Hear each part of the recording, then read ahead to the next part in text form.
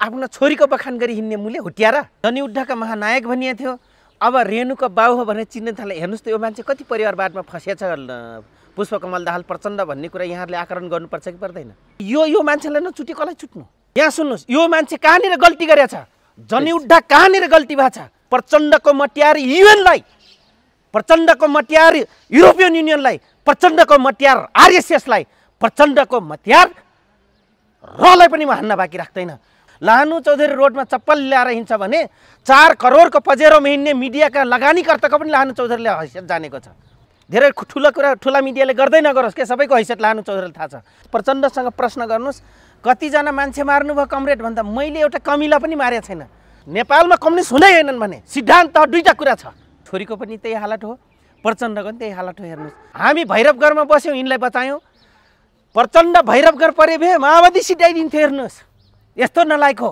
मुले प्रचण्ड, बाबुराम, माधव कुमार नेपाल, शेरबहादुर देउबा अनि कमल थापा जस्ता मान्छे हार्दाखेरि लोकतन्त्र गणतन्त्र जाने, यस्ता पनि बकम फुस्के लोकतन्त्र हुन्छ? हुइझी यिनैको लागि हुनुपर्ने, यिनकै छोराछोरी उभा लाग्नेलाई हुनुपर्ने। आम जनता के भेरा बाख्रा हुन्?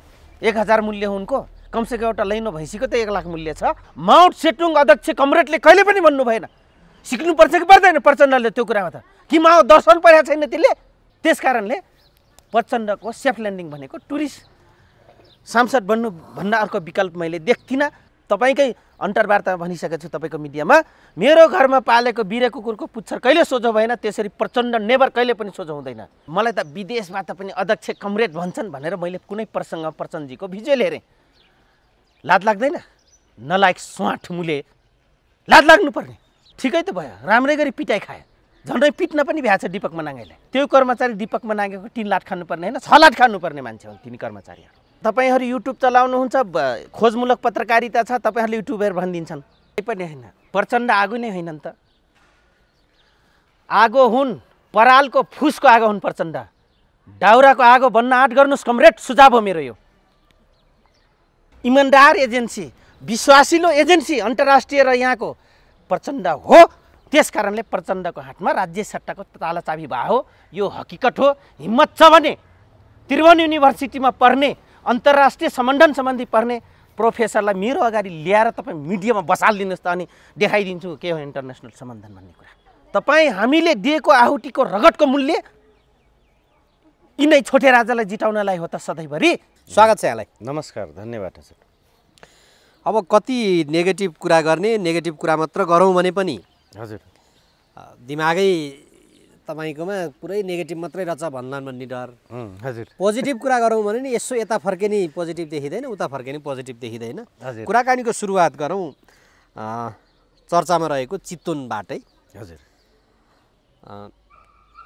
यत्रो गठबन्धन सिँगै लागेर जित्ने भनेर लाग्दा लाग्दै हजुर आश्वस्त हुन सकेको छैन नेकपा माओवादी केन्द्र र चितवनमा मेयर नछाड्ने भन्ने कुराहरू आइरहेछ। त्यहाँ तल तल भुसको आगो चाहिँ काङ्ग्रेसी जनभित्र पनि सल्किरहेको छ। हजुर।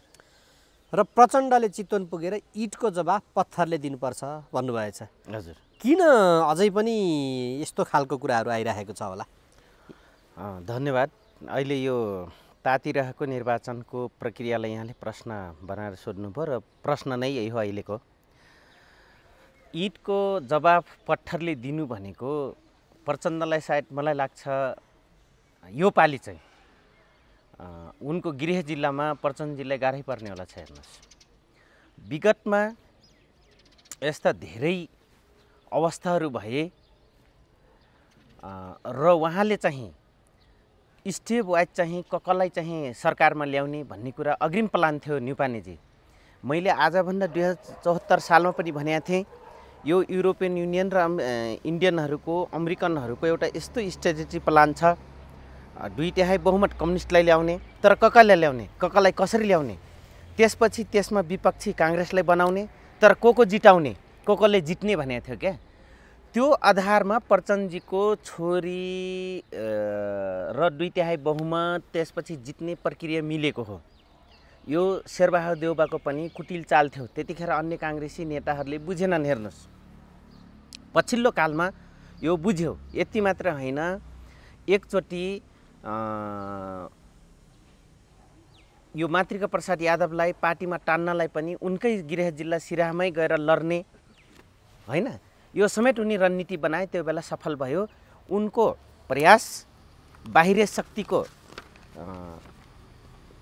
तथास्तु र मिलिजुली सरकार चलाउने र केही अन्तर्राष्ट्रिय सहयोग, अन्तर्राष्ट्रिय डिप्लोमेसीहरू, अन्तर्राष्ट्रिय नीतिहरू, अन्तर्राष्ट्रिय चेक ब्यालेन्स गर्न सक्ने यी सबै कुरालाई मिलाउनको निम्ति यो प्रपञ्च आजको दिनसम्म रचेको थियो। हेर्नुहोस्, त्यही अन्तर्गत उनी चितवनमा छोरी समेत सफल भएकी हुन् र एउटा प्र्याक्टिस पनि थियो, एउटा खुर्किलो पनि थियो कि हेरौँ त स्थानीय चुनावमै इन्टर कोअर्डिनेसन गरौँ, त्यसपछि उसमा चाहिँ जिटाम्ला के अरे संसदीय व्यवस्थाको निर्वाचनमा भन्ने थियो।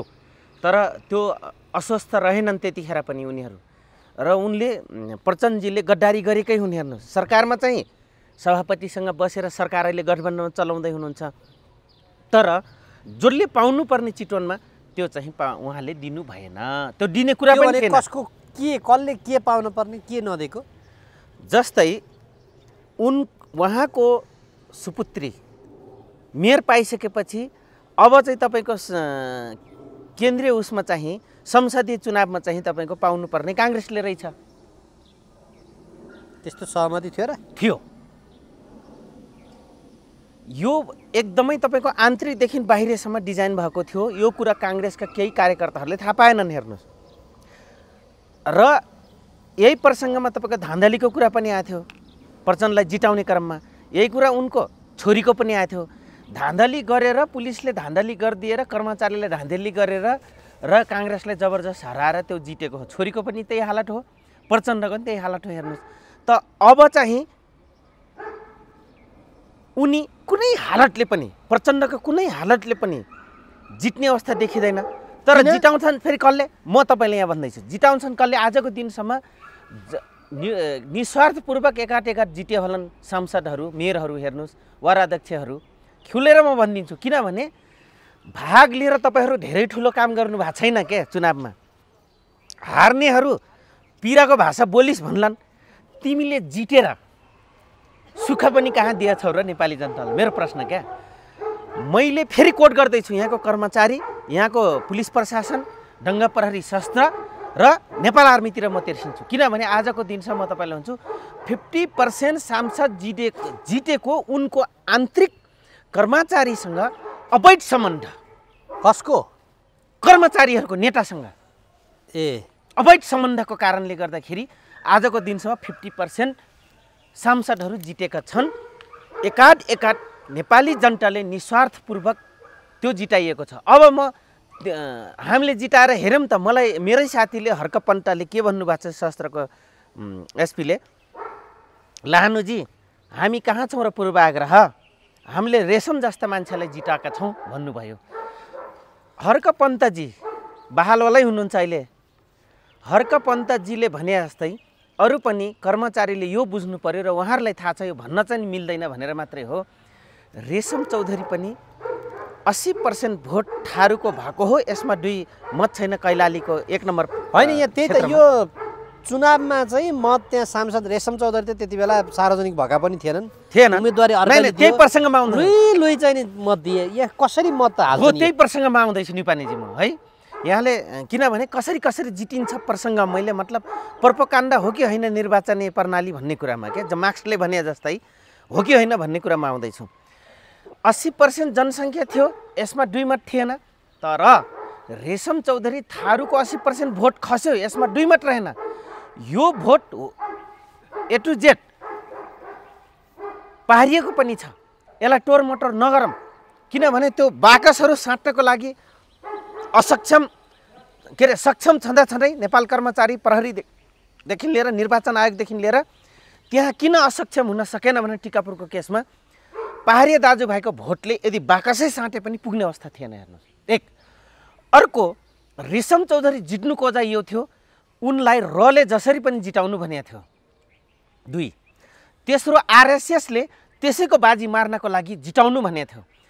अर्को कुरो चाहिँ रेशमलाई जिताउनको लागि खुद 2 नम्बर प्रदेशका तपाईँको मधेसी भिखारीहरू नेताहरूले दिल्लीसँग भिख मागेका थिए।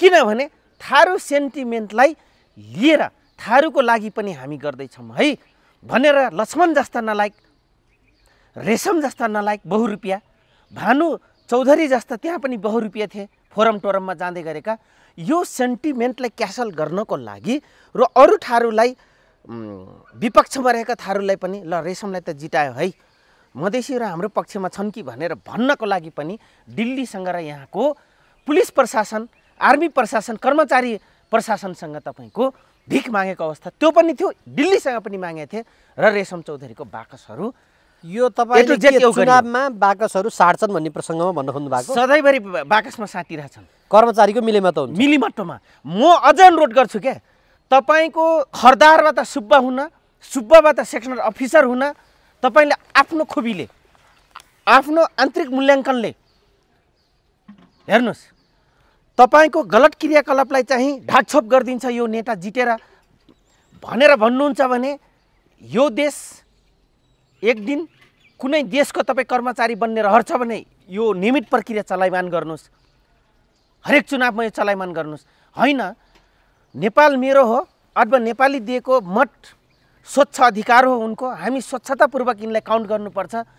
राम्रा नेता, हाम्रा मान्छे हाम्रा आयो भने देश शासन सुशासनतिर लाग्छ, सुसज्जित हुन्छ, डेभलपमेन्ट हुन्छ, नेपाली जनता शान्ति हुन्छ, एउटा डेभलपमेन्ट प्रक्रिया जान्छ र विश्वको एउटा मानचित्रमा नेपाल चाहिँ हो रहेछ भन्ने प्रसङ्गमा जान्छ भन्ने यदि इच्छा छ भने म भन्छु ती कर्मचारीलाई तपाईँ आजदेखि यो गलत कुरालाई छोडिदिनुहोस्। जो आउँछन् तपाईँले प्रचण्ड जित्तैमा सर्वस्व तपाईँको हुने केही पनि होइन, शेरबहादुर जित्तैमा केही हुनेवाला होइन। माओवादी हारो भने हजुर गणतन्त्र धरापमा पर्छ, प्रतिगमनको खतरा मौलाको भनेर प्रचण्डले बोलेको सुन्नु भएको छैन? हो, यही कुरा नेपाली जनताले थाहा पाउनु पर्यो। मूले प्रचण्ड, बाबुराम, माधव कुमार नेपाल, शेरबहादुर देउबा अनि कमल थापा जस्ता मान्छे हार्दाखेरि लोकतन्त्र गणतन्त्र जाने यस्ता पनि बकम फुस्के लोकतन्त्र हुन्छ हुइझी भन्ने प्रश्न खडा गर्नुहोस् क्या। अब ती व्यक्ति को हुन्? ज्ञानेन्द्र शाहको अर्को रूप देखेका छन् कि छैनन्? तपाईँ हामीले यहाँनिर प्रश्न गर्न सक्छौँ। अनि ज्ञानेन्द्र शाहको यहाँ सुन्नुहोस् न, यिनी जिते भने लोकतन्त्र गणतन्त्र आउँछ अरे, विकास हुन्छ अरे, नेपाली जनताहरू चाहिँ सास फेर्छन् अरे, तानाशाह जन्मिँदैन अरे भन्ने जस्ता नलायक बकम फुस्के कुरा गर्न यिनले सुहाउँदैन थियो, तर गर्छन्। नेपाली जनताले यहीँनिर गहिरो प्रश्न गर्ने विषयहरू हुन्। अब यहाँ सुन्नुहोस्, म तिनै प्रचण्ड जस्ता, तिनै बाबुराम जस्ता, त्यही शेरबहादुर जस्ता, त्यही कमल थापा जस्ता, त्यही माधव कुमार नेपाल जस्ता लगायत यहाँबाट धेरै तपाईँको मधेसवादी महन्त ठाकुरदेखि लिएर राजेन्द्र महतोदेखि लिएर लगायत लक्ष्मणलाल कर्णदेखि लिएर यी व्यक्तिहरू जित्तैमा मधेसी जनता, पहाडिया जनता, थारू जनताले, जनजातीय जनताले सुख पाउँछन् भन्ने हुन्छ भने आजदेखि ती दास मानसिकताको जनतालाई पनि मेरो भन्नु केही छैन। तर म प्रश्न गर्न चाहन्छु, आज ती मान्छे जित्तैमा, यी दत्तक मैले नाम लिएका व्यक्तिहरू जित्तैमा के सुख छ त? साँच्चै नै प्रजातन्त्र आएको छ त? लोकतन्त्र साँच्चै आएको छ त? गणतन्त्र साँच्चै आएको छ? ठिक छ, बोल्नलाई आएको हुनसक्छ होइन, तर तपाईँ हामीले दिएको आहुतिको रगतको मूल्य यिनै छोटे राजालाई जिताउनलाई हो त सधैँभरि? के उनी सधैँभरि रहनको लागि रोडको रेलिङहरू जहिले पनि भाँचिनुपर्ने, रोडमा विकास भएका कुराहरू जहिले पनि तोडफोड हुनुपर्ने, या अमुक रिस गरेका व्यक्तिलाई टार्गेट गरेर उसको घर जल्नुपर्ने, यसैको लागि प्रजातन्त्र हुनुपर्ने, यिनैको लागि हुनुपर्ने, यिनकै छोराछोरी उभा लाग्नेलाई हुनुपर्ने? आम जनता के भेरा बाख्रा हुन्? 1000 मूल्य हो उनको, कमसेकम एउटा लैनो भैँसीको त 1 लाख मूल्य छ, जनताको 1000 मूल्य रहेछ। त्यस कारणले गर्दाखेरि न्युपानेजी फुलको के अरे पत्थरको जवाब फुलले दिन्छु भन्नु कहाँ छ प्रचण्ड? इँटाको जवाब ढुङ्गाले दिन्छु भन्नुहुन्छ। उनी इँटा चलाउने दिन गए। अब म भन्छु, किन हामी जस्ता धेरै करोडौँ जनताहरू, सुपेरियर जनताहरू प्रचण्ड र यिनले सुपेरियर बनाएको हुन्। नभए लाहानु राम चौधरीको एउटै रिडिङ हो, you are disqualified, you are unqualified, you are uncapable, not capable, not qualified person होइन नि यिनीहरू। हेर्नुहोस्, किनभने नभए क्वालिफाइड पर्सनले आज यत्रो रगतको आहाल यत्रो जन्मिसकेपछि 2-3 चोटि 2 तिहाई बहुमत दिइसकेपछि यदि यिनीहरू क्वालिफाइड, यिनीहरू क्यापेबल भइदिएको भए आज गठबन्धन विदेशीसँग सहयोग माग्नुपर्ने, भिख माग्नुपर्ने असक्षम गभर्नरले मुखले भन्न नसकेर, तपाईँको पैसा छैन भन्न नसकेर तपाईँको झन्नै नक्ली नोट छाप्न भ्याएन छन् यिनीहरूले। यहाँसम्म यो देशलाई असक्षम बनाएको अवस्था हो। तर मैले नेपाली जनतालाई अझै भन्न चाहन्छु, यी व्यक्ति टट्टट मैले नाम लिएका ठुला पार्टीका यी व्यक्तिहरूभन्दा थप अरू जनताको छोरा पनि अरू पार्टीमा पनि, तिनीभन्दा तिनै पार्टीमा पनि अरू व्यक्ति पनि सक्षम छन्, तिनलाई भोट राइट गर्नुहोस् भन्ने म त चाहन्छु। तपाईँले भन्न खोज्नु भएको सक्षम क्यान्डिडेट छान्नुहोस्। अब यहाँ सुन्नुहोस्, चितवनमा र चितवनलाई चाहिँ नि त्यो सबभन्दा बढी होइन, खास गरी भरतपुर अहिले स्थानीय तहको हेर्ने हो भने भरतपुरलाई नै सबभन्दा बढी तारो बनाइनु। जबकि प्रचण्ड भनिराख्नु भएको छ रेणु दाहालको कामहरू, जो अहिले वर्तमान मेयर हुनुहुन्छ, उहाँका कामहरूलाई लिएर उहाँले भनिराख्नु भएको छ अब त म रेणुको बुवा भनेर पो चिन्न थालेँ भनिराख्नु भएको छ भने, अनि यहाँ आलोचना गर्नुपर्ने विषय चाहिँ किन यसरी ज्वलन्तपन हो? यस्तो हेर्नुहोस्, त्यो व्यक्ति परिवारमा खुम्च्यो कि खुम्चेन भन्ने अहम प्रश्न रह्यो। प्रचण्डको आफ्नै परिचय थियो, एकता केन्द्र मसालदेखि अहिलेसम्म जनयुद्धका महानायक भनिए थियो। अब रेणुको बाउ हो भनेर चिन्ने थाले। हेर्नुहोस् त यो मान्छे कति परिवारवादमा फँसेछ। पुष्पकमल दाहाल प्रचण्ड भन्ने कुरा यहाँहरूले आकलन गर्नुपर्छ कि पर्दैन? यो मान्छे कति सङ्कीर्ण छ, कति परिवारवादमा लिप्त छ, कति आफ्नो परिवारले माया गर्छ, जबकि उसको परिवार अगाडि बढाउनको लागि नेपाली जनताको रगत बगेको छ अथवा नेपाली जनताको अधिकार धेरै खोसिएको छ। उनको न्यूनतम बाँच्ने अधिकारहरू राज्यले जबरजस्त दबाएर राखेको थियो। उसको वकालत गर्नुको बजाय आफ्नो छोरीको बखान गरी हिँड्ने मूल्य हुट्याएर जनयुद्ध लडेको एउटा महानायकको यत्रो गलत शब्द हुन्छ? खै हामीले त भनेको छैनौँ। मेरो बुवा पनि नेकपा एमालेको हुनुहुन्थ्यो, आज लाहनुराम चौधरीको बुवा भनेर चिनिन्छु छोरा भन्नुहुन्छ। यो कुरालाई मैले गरेको छैन। सोद्धा हुन्छ मैले प्रचण्डको कुनै पनि तपाईँको हनुमानहरू छन्, दास छन् भने मेरो क्षेत्रभित्र लम्कीचोह नगरपालिकामा सोद्धा हुन्छ। तर मैले यो कुरा त ल्याएको छैन नि, किनभने बाउले गर्व त्यो दिन गर्छ छोराछोरी सबै कुरामा अगाडि बढेपछि हो। प्रचण्डजीको रेणुको कुरा लिएर गर्व गर्ने विषय हो, उनको सुपुत्री हो, गर्व गर्न पाउनुहुन्छ। तर आलोचना त यहाँ सुन्नुहोस्, एउटा जनयुद्धको महानायकले उसको अन्तर्राष्ट्रिय रूपमा अर्कै किसिमको छवि छ, उसको आफ्नै परिचय काफी छ। आज चाहिँ रेणु दाहालको म बुवा हो भनेर गर्व गर्ने कति सङ्कीर्ण, कति परिवारवादमा लिप्त व्यक्ति हो। यो तपाईँ हामीले सोचे भन्दा माथि आएर कहाँ झरेर तपाईँको एउटा कुरा बोल्छ। माओ सेटुङले कहिले पनि भन्नु भएन मेरो छोरा तपाईँको जापानको जारशाहसँग लड्दा मर्यो, म त्यसको बापु हो भनेर अन्तर्राष्ट्रिय रूपमा माओ सेटुङ अध्यक्ष कमरेडले कहिले पनि भन्नु भएन। सिक्नुपर्छ कि पर्दैन प्रचण्डले त्यो कुरामा? त कि माओ दर्शन परेको छैन त्यसले? त्यस कारणले गर्दाखेरि त्यो नक्ली कम्युनिस्ट माओवादी कठमुल्लाहरूलाई मैले यही भन्न चाहन्छु, बेलैमा सुधारा हुन त मैले तपाईँकै अन्तर्वार्तामा भनिसकेको छु तपाईँको मिडियामा। मेरो घरमा पालेको बिरे कुकुरको पुच्छर कहिले सोझो भएन, त्यसरी प्रचण्ड नेभर कहिले पनि सोझो हुँदैन। अझै म दोहोऱ्याएर भनिदिन्छु, बुझ कठमुल्ला कम्युनिस्ट कार्यकर्ताहरू लाहनु चौधरी उतिखेरै बुझ्या। हिजोको दिनमा सँगै रहँदाखेरि हेर्नुहोस् है, हजुर, बाबुराम भट्टराई, रामबहादुर थापा, हजुर होइन, हजुर, प्रचण्डले त भन्नुभयो त्यो जति बेला यो कटवाल काण्डको बेलामा एकापट्टिबाट बाबुरामले उक्साए, अर्कोपट्टिबाट बादलले उक्साए, म पनि अब उक्सिएँ। त्यस पछाडि ड्याममा हानेको घरल्याममा ढलो सरकार बनाएका छन्, होइन? अब तपाईँ बाहिर बसेर आलोचना गर्ने, बाबुराम भट्टराई बाहिर बसेर आलोचना गर्ने, बादल अर्कै पार्टीमा लाग्ने, अब अरू धेरैले साथ छोडिसके। किन यसरी साथ छोडेर अनि त्यस पछाडि लुइले ढुङ्गाले ड्याम हानेका छन्? यहाँले सरी गम्भीर प्रश्न गर्नुभयो।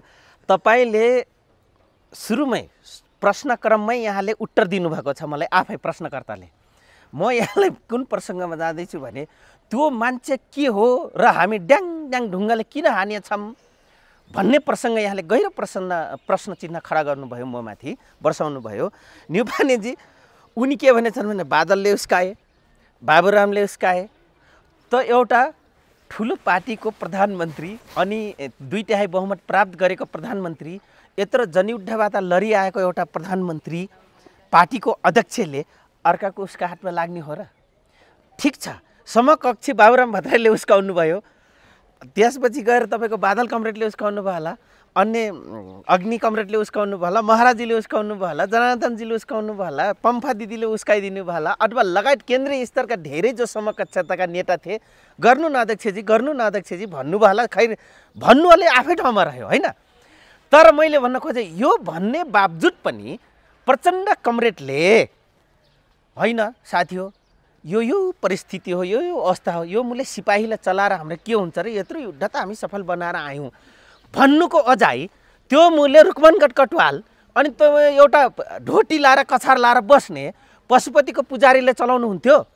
मेरो प्रश्न के यहाँ चलाउने मलाई आवश्यक देखेको थिएन न्युपानेजी। किनभने उहाँ 2/3 बहुमतको यत्रो जनयुद्ध लडेर आएको क्रान्तिकारी 2/3 बहुमतको सरकारको प्रधानमन्त्री हुनुहुन्थ्यो।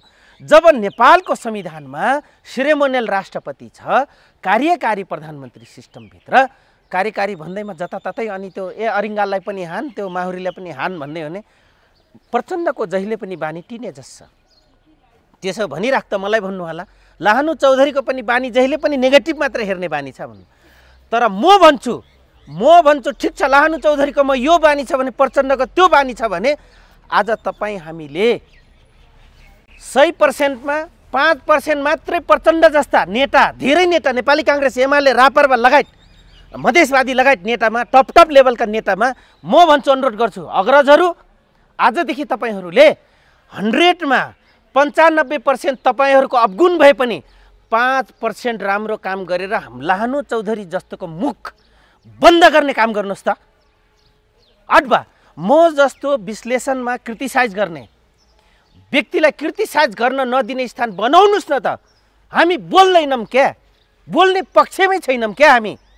अब आएँ अर्को तपाईँको प्रश्नको जवाफमा, ढुङ्गाले ड्याङ ड्याङ किन हान्नु भन्नुभयो? यिनले हामीलाई के फुलले हानेका छन्? सँगै मर्न लगाएको छ, हतियार लिएछ, परिवार गुमाछ, के भनेछ त पुलिससँग भेटिस अरे सुराकी होस् त त्यो काङ्ग्रेससँग भेटिस अरे त त्यसको मान्छे होस्, त चाहिँ सेनासँग भात खाइस अरे, चिया खाइस अरे भनेछन्। तिमी चाहिँ के गर्यौ त? सट्टामा आइसकेर तिम्रो ज्यान बचाउनको लागि र तिमी सट्टामा आइसकेपछि विस्तारवाद साम्राज्यवादका दलाल भन्नेहरूसँग आज सचिव मान्नु पर्यो कि परेन? जनताको छोरालाई 8-7 क्लास पढ्दैमा हाइजेक गरेर लगेर आज उनका अरब कन्ट्रीमा खाडी रास्तामा यदि जति छन् भने न्युपानेजी, ती सब जनयुद्धमा मार परेका 8, 9, 7 अन्डर एसएलसी दाजुभाइ बहिनीहरू छन्। हेर्नुहोस् है, अझै रमाइलो रे। मलाई त विदेशबाट पनि अध्यक्ष कमरेड भन्छन् भनेर मैले कुनै प्रसङ्ग प्रचण्डजीको भिजुअल हेरेँ। लाज लाग्दैन? नलायक स्वाठ मुले, लाज लाग्नुपर्ने। उसको छोरी मेयर बन्यो भनेर खुसी छ, मेयर त बन्यो भनिएको छ। तर नेपाली जनताको छोरा मैले त खाडीबाट कति माया गरेर कमरेड अझै पुगेको छैन भन्छन् अरे। यस्ता मूल्य स्वाठ के हो? 15 वर्षको छ क्या प्रचण्ड? तलदेखि माथिसम्म सेतमै भइसक्यो, छानो पाकिसक्यो, भयभरको ठाउँमा कालो रहने ठाउँ छैन, कालोको वर्णै छैन, कपाल पाकिसक्यो। त्यो मान्छेले यस्तो अपरिपक्व भाषा बोल्छ अनि तपाईँले भन्नुहुन्छ ढुङ्गाले ड्याङ ड्याङ हान्छ। यो मान्छेलाई नचुटी कसलाई चुट्नु? यसले कहिले फुलले हानेको देख्नुभएको छ तपाईँले? हेर्नुहोस्, हामीलाई भन्यो यहाँ सुन्नुहोस्, यो मान्छे कहाँनिर गल्ती गरेछ, जनयुद्ध कहाँनिर गल्ती भएको छ, या त्यो कुरा भन्नुहुन्न थियो। गल्ती कहाँनिर भएको छ भने म दुईटा आज पक्ष लान्छु। प्रचण्डको मट्यार युएनलाई, प्रचण्डको मट्यार युरोपियन युनियनलाई, प्रचण्डको मट्यार आरएसएसलाई, प्रचण्डको मट्यार रलाई पनि म हान्न बाँकी राख्दैन। म तपाईँलाई आज के भन्छु भने you are same not different Prachanda and you. किन भन्दाखेरि म प्रसङ्ग कहाँ जोड्दैछु के भने थारू दिन्छु, तमाङलाई दिन्छु, नेवारलाई दिन्छु, लिम्बूलाई दिन्छु, गुरुङलाई दिन्छु, मगराटलाई दिन्छु, भयभरको अरूलाई पनि दिन्छु। तिमीहरू बाहुन छेत्रीलाई पनि त्यता छ भन्यो, कहाँ छ? कर्णाली प्रदेशतिर छ भन्यो। ठिक छ, दिन्छु भन्यो, तर यो खाले सरी प्रशिक्षण हुनुहुन्न थियो। उठ राज्यमा आऊ, तिम्रो पनि त्यहाँ आवश्यकता छ पार्लियामेन्ट्री सिस्टममा, तिमी बन्छौ भन्नु खोजाइ यो दिन्छु त्यो दिन्छु फलाना ढिस्काना सबै दिन्छु भने दिने बेला आएपछि के गरिदिनु, मलाई दिनु मन त थिएन, आफू त ब्राह्मण परियो, यसो नेता बन्नलाई पो त्यो भनिदिया त भनेछ। युएनले के भन्यो, ओहो तैँले दि भनिहालिस्, हाम्रो मुद्दा पो बोकिस् त। के मुद्दा बोकिस् त भन्दाखेरि विश्वको सर्वमान्य सिद्धान्त आदिवासीको लागि 16 लो जल जङ्गल जमिन सहितको उसको सम्पूर्ण अधिकार चाहिँ दिनुपर्छ। ल गोयल वेल मिस्टर प्रचण्ड भनिदियो उसले, गुड युआर गुड पर्सन भनिदियो। हेर्नुहोस् है, वाइ भन्दाखेरि 16 लो त हाम्रो मुद्दा थियो होइन, हामी पुर्याउँछौँ, तैँले त क्या मजाक कुरा गरिस् भनिदियो।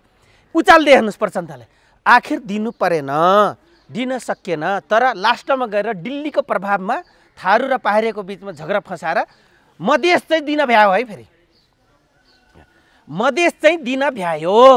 हेर्नुहोस् है, भने प्रचण्डले गल्ती कहाँ गर्यो भन्ने कुरा धेरै मित्रहरूले, धेरै पत्रकार मित्रले मलाई पटक पटक प्रसङ्गमा सोध्नु भएको छ कि पार्टी कहाँनिर चुक्यो, कहाँनिर चुक्यो, तपाईँ कहाँनिर चुके देख्नुभयो। मैले भनेको छु, म प्रसङ्गवश कहाँ चुक्यो म भन्छु। सबभन्दा ठुलो जनजातीय क्षेत्रमा अडब तराईको कन्टेन्ट्समा प्रचण्ड त्यहाँ चुकेका हुन्। अब प्रचण्डलाई बुद्धि छ भने प्रचण्डले चितवनमा लड्ने होइन, किनभने उनको जग्गा सुरक्षित भनेको मधेस प्रदेश हो, किनभने उनी दिल्लीमा बसेको ऋण तिरेको मधेस प्रदेश दिएछन् 8 जिल्ला। प्रचण्ड मधेसमा सर्यो भने सुरक्षित छ। अनि सिरामा सरेकै हुन्छ एकचोटि, त्यही त यही मधेस प्रदेश दिनलाई पो सर्या त। अरू के प्रचण्ड 8 वटा छ र यो सबै बाँड्नलाई रहेछ त। अहिले पनि शेरबहादुरको सरकार प्रचण्डकोमा ताला चाबी छैन छ। अनि अबको चुनाव त्यो मूल्य खड्का नामको मात्रै होम मिनिस्टर हो, के ठुलो कुरा गर्छ। त्यो मूल्य परराष्ट्र मन्त्री नाम मात्रैको हो, त्यो मूल्य शेरबहादुर नाम मात्रैको हो, ताला चाबी त प्रचण्डकोमा छ भनिएको छ नि। किन भन्दाखेरि काङ्ग्रेसी मोहरा देखाएर देशलाई अझै पनि नक्कली कम्युनिस्टहरूले नराम्रोसँग यो देशलाई सिद्ध्याउनको निम्ति टम तयार लाइनमा छन्। नक्कली कम्युनिस्ट भन्नुभयो नि, कसलाई भनेको? केपी शर्मा ओलीले किनभने के भन्नुभएको छ भने नेपालमा सबै नक्कली कम्युनिस्ट। म भन्छु नहीं केपी शर्मा ओलीले नेपालमा सबै नक्कली कम्युनिस्ट होइनन् भने म कम्युनिस्ट हो भने प्रचण्ड होइनन् भनेका छन्। तिनी के आधारमा कम्युनिस्ट हुन्? केपी कमरेड के आधारमा हुन्? कुन आधारमा कम्युनिस्ट हो भने कम्युनिस्ट होइन? नेपालमा कम्युनिस्ट हुँदै होइनन् भने सिद्धान्त दुईटा कुरा छ। ओ सही कम्युनिस्ट कहिले पनि चुनाव लड्दैन, एक, तर यहाँ चुनाव लड्छन् डिफ्रेन्ट हो, नक्कली कम्युनिस्ट हुन्। त्यसपछि गएर तपाईँको झन्डा हँसे हटौडा भए पनि र बााउन्ड्री लेस वार कुरा हुन्छ त्यहाँ, किनभने विश्वको मजदुर एक हौँ भनेको देशको पनि सर्टेन बााउन्ड्री छैन। एज अ होल पृथ्वीमा रहेका जति पनि यो पृथ्वी ब्रह्माण्डमा रहेका सबै मान्छेको हाम्रो एउटै जात हो, एउटै धर्म हो, एउटै सबै कुछ हो भनेका छन्। तर यहाँको कम्युनिस्टमा त्यो छैन, यो डिफ्रेन्स हो। त्यसकारण नक्कली कम्युनिस्ट हुन्। किन भन्दाखेरि यहाँको कम्युनिस्ट अझै सङ्कीर्ण चिम्टाभन्दा गए गुज्रेका हुन्, एउटा कमिलाभन्दा हैसियत नभएका कम्युनिस्टहरू हुन्। किन भन्दाखेरि म तपाईँले भनिदिन्छु, त्यो जात भनिएको छ, ऊ जात भनिएको छ, एकल नसल्यवादको तपाईँको प्र्याक्टिस गरिएको छ। कम्युनिस्टमा त्यो हुँदैन त। फेरि पनि नेपालमा जित त वामपन्थी नै छ नि, 64% त वामपन्थी नै छन् नि। हो क्या? एकदमै नेपाली जनतालाई यो कुरा थाहा छ कि छैन? यहाँले आज सबभन्दा आजको दिनसम्मको अन्तर्वार्ता मध्येमा सबभन्दा राम्रो प्रश्न यहाँले अहिले गर्नुभयो। यस मानेमा गर्नुभयो कि वामपन्थीहरूको वर्चस्व छ, धेरै छन्, फुटेका छन्, देख्नुभयो यहाँले। हो नेपालमा यही बडा मजा छ। वामपन्थी धेरै पार्टी हुने अनि निर्वाचनमा भाग लिने, जित्ने, अनि 2/3 बहुमत ल्याएपछि कुकुरलाई हड्डी फालिदिएपछि भिडन्त गर्छन् नि, अनि जो बलियो खारा हुन्छ नि, अलिकति समानतावाद टाइपको हो, त्यो कम्युनिस्टले शासन चलाउने। अनि धेरै कम्युनिस्ट मिलेर त्यसको शिकार गर्न थालेपछि फेरि विपक्षीसँग मिलेर आधा हड्डी बाँड्ने क्या, त्यो कुहिएको हड्डी के मक्केको हड्डी बाँड्ने नेपालको कम्युनिस्टमा चलन छ। त्यस कारणले गर्दाखेरि यहाँको कम्युनिस्टमा धेरै इन्भल्भमेन्ट भएको देखिन्छ भनेर यहाँले प्रश्न जायज गर्नुभएको छ। मेरो प्रश्न, तपाईँको प्रश्नको जवाफ यही नै हो। सत्ता चाहिँ त्यसो भए मक्केको हड्डी कुहिएको हड्डी मात्रै हो? बस नेपालको कन्टेन्ट्समा यही नै हो।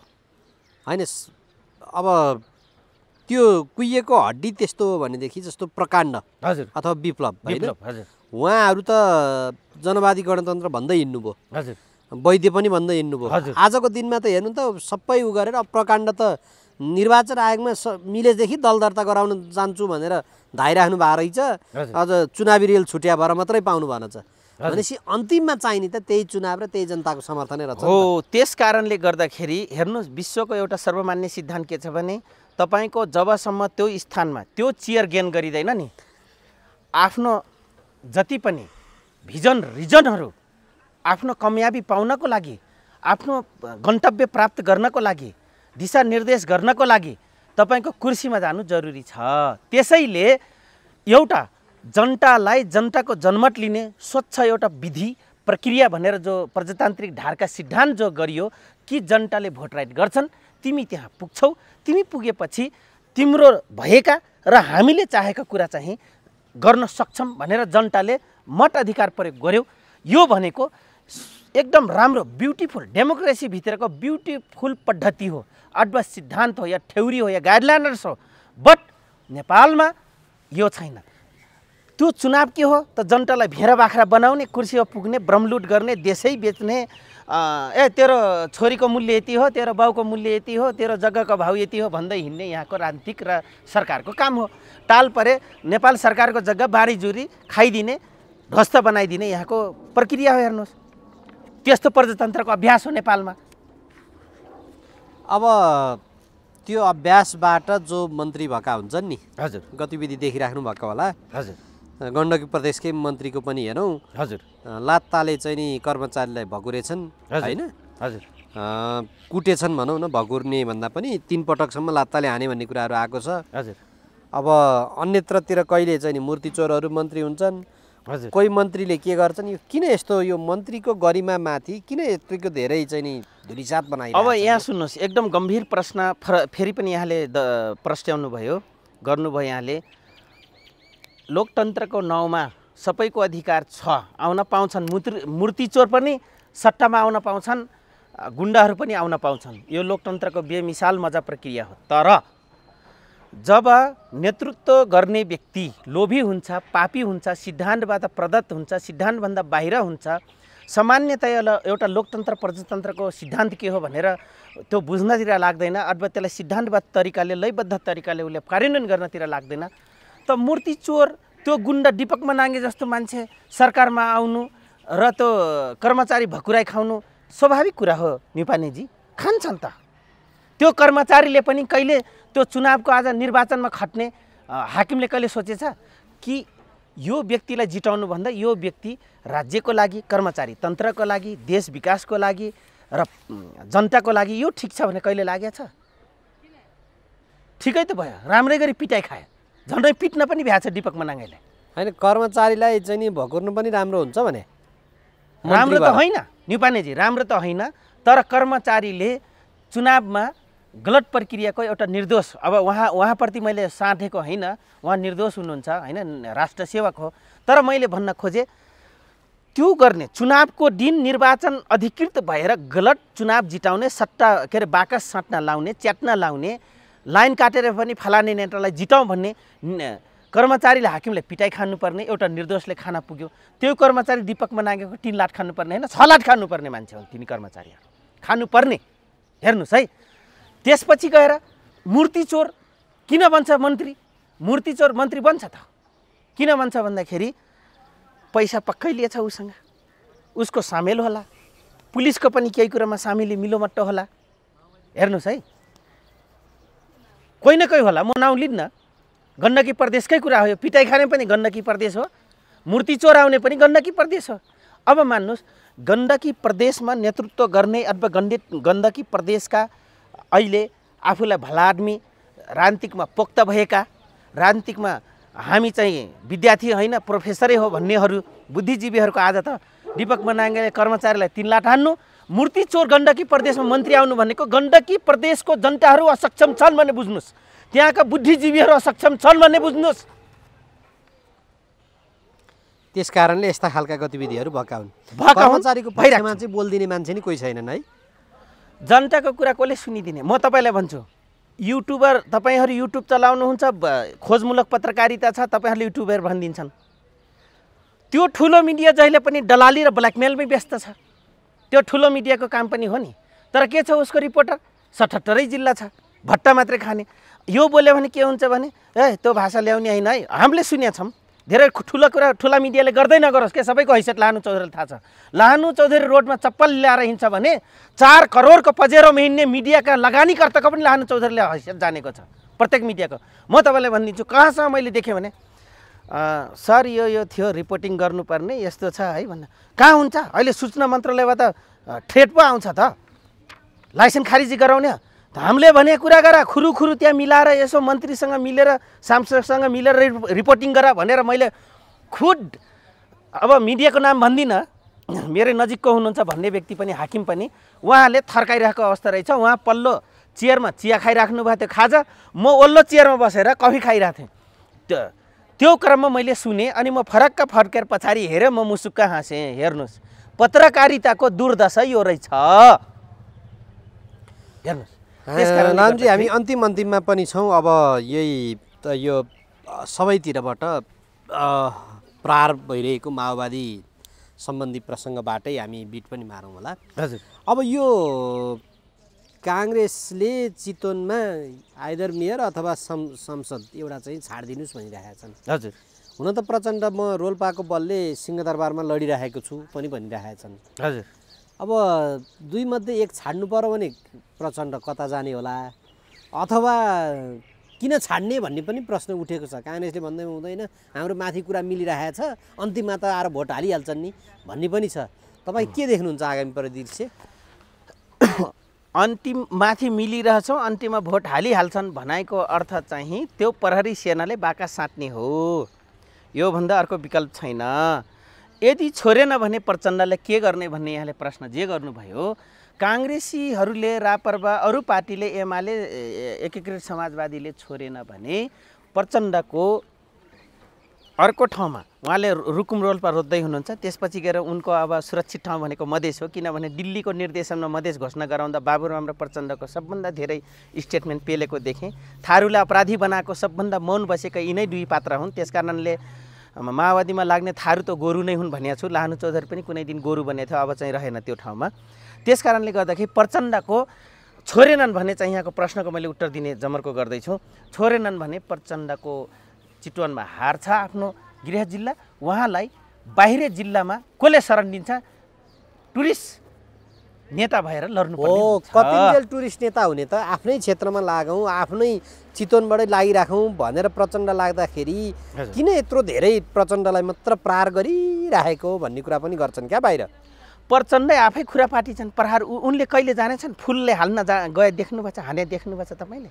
आफूले त हान्दैनन् कहिले पनि प्रचण्ड तपाईँ प्रचण्डसँग प्रश्न गर्नुहोस् कतिजना मान्छे मार्नुभयो कमरेड भन्दा मैले एउटा कमिला पनि मारेको छैन भुस्न पनि मारेको छैन भन्छन् अनि म भन्छु ए साथी 5000 को जिम्मा लिन्छु भनेर सार्वजनिक भनिसकेका छन् तपाईँ भुजुना भन्नुहुन्छ 5000 त त्यो दिन थारूहरूले र्याखर्याख नबनाए जिम्मै लिने थिएन त्यो त जबरजस्ती जिम्मा लिएको हो क्या साँच्चै भन्नुहुन्छ भने प्रचण्डले एउटा मुसा पनि मारे छैन एउटा कमिला पनि मारे छैनन् तर मार्न चाहिँ लाएका छन् मार्ने चाहिँ जन्माउँदो रहेछन् बुझ्नुभयो त्यो हिसाबमा बच्नलाई त भुस्न पनि मारे छैन भन्छन् अन्तर्राष्ट्रिय कानुन एक्ट हुँदाखेरि देखाइदिए प्रमाण त म कहाँ इन्भल्भमेन्ट भएर मारेको छु देखाइदिए त भन्छन् त्यही भएर मलाई हेक पुर्यायो भने म हिरो भइहाल्छु भनेर भने कारण त्यो हो क्या अनि प्रचण्डलाई सजिलो के छ भने म नेपालमा रहेका सबै जनयुद्धमा लागेका कमरेडहरूलाई जुन धर्म जुन जातका हुन् म सबलाई भनिदिन्छु प्रचण्ड चोखो भइहाल्छ फस्ने भनेको तपाईँ हामी हो ऊ हेगमा लानुभयो भने देखाइदिन्छ मिस्टर फलाने फलाने फलाने फलाने कमान्डर हो किन मेरो फाइल छ उसले चाहिँ मार्न गयो यो भनिदिन्छ हामी भैरवगढमा बस्यौँ यिनलाई बचायौँ प्रचण्ड भैरवगढ परे भए माओवादी सिटाइदिन्थ्यो हेर्नुहोस् यस्तो नलायक हो त्यसकारणले प्रचण्डको सेफ ल्यान्डिङ भनेको टुरिस्ट सांसद बन्नुभन्दा अर्को विकल्प मैले देख्दिनँ तर यसो भनिराख्दाखेरि त्यहाँको पुलिस सिडिओ कर्मचारी व्यापारी मिलेर फेरि प्रचण्डलाई त्यहाँ ल्याउन सक्छन् चितवनको जनताको केही पनि लाग्नेवाला छैन यो पनि म तपाईँले भनिदिन्छु अब आगोलाई चलाउनु राम्रो होइन हजुर आगोलाई त्यसको व्यवस्थापन गर्नुपर्छ भनेर प्रचण्डले एकचोटि भन्नुभएको थियो होइन? केही पनि होइन, प्रचण्ड आगो नै होइन नि त। आगो हुन्, परालको फुसको आगो हुन् प्रचण्ड। दाउराको आगो बन्न आँट गर्नुहोस् कमरेड, सुझाव हो मेरो यो।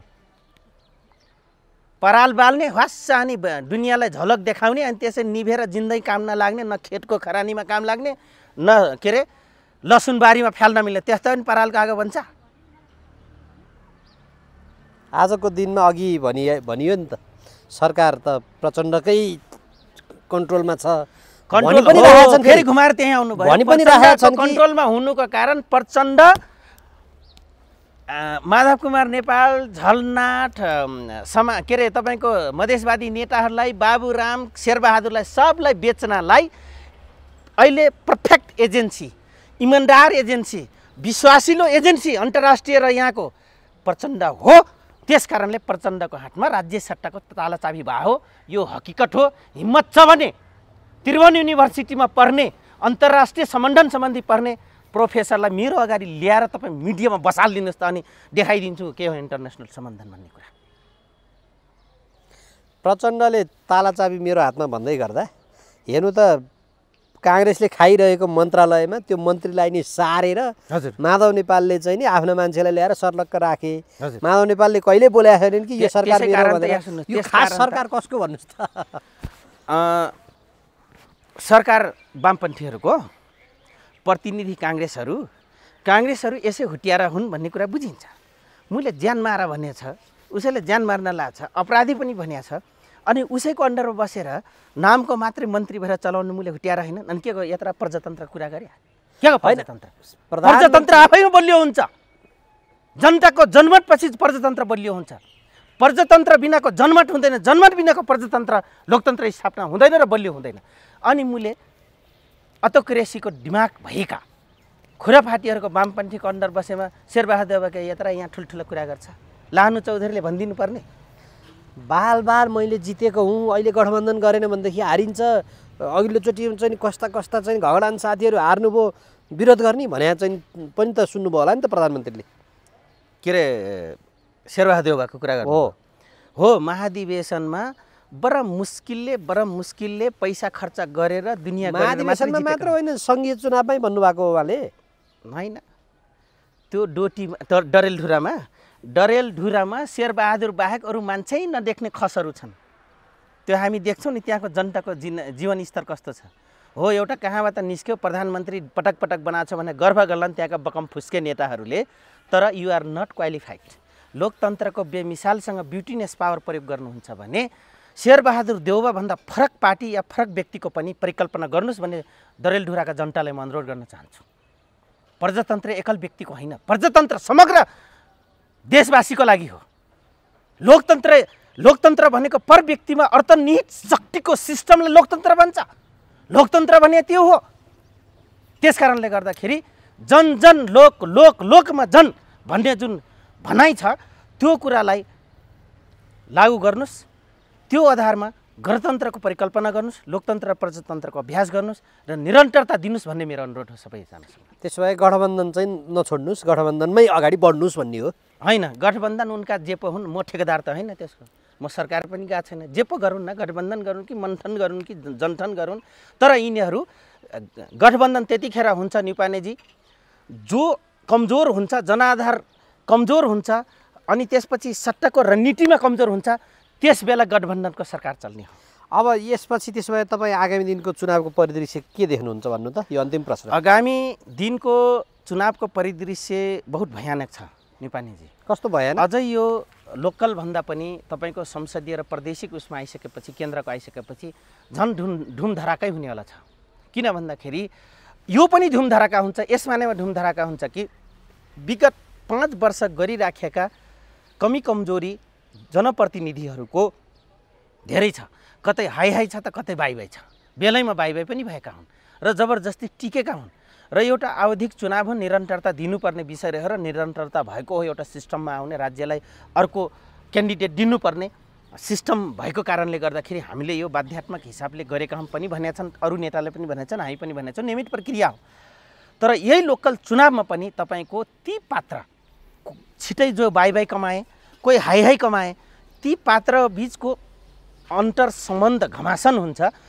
त्यो बिचमा मैले भन्न खोजेँ यो चुनाव चाहिँ धुमधडाकै हुनेवाला छ। नानुजी समय दिनुभयो, म यहाँलाई धन्यवाद र आभार व्यक्त गर्छु। नमस्कार, धन्यवाद।